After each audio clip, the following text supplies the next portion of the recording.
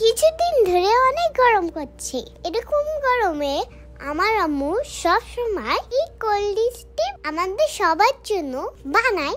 গরমে অনেক টেস্টি সরো করে খাই, তাই ভাবলাম তোমাদের সাথে এই লেমন মিন্টের রেসিপি শেয়ার করি। তো চলো শুরু করা যাক।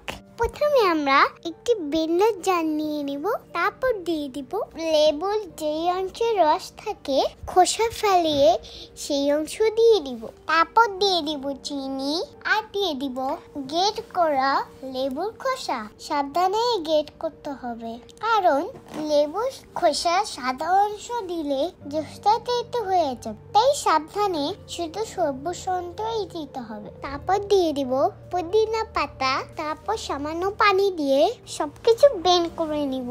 তারপর একটি গাছ নিয়ে নিব, জুসের ডেকোরেশনের জন্য লেবু ফালি দিয়ে গাছের মুখে রস লাগিয়ে নিব। তারপর একটি বাটিতে আইসি সুগার নিয়ে গাছের মুখে লাগিয়ে নিব। তারপর দিয়ে দিব বিট লবণ, তারপর জুস ঢেলে নিব, তারপর কিছু আইসক্রিম দিয়ে নিব। তারপর তোমাদের পছন্দ মতো যে কোনো সোডা পানি দিয়ে দিব, উপরে পুদিনা পাতা দিয়ে সাজিয়ে নিব। তৈরি হয়ে গেল আমাদের ঠান্ডা ঠান্ডা লেমন মিন্ট।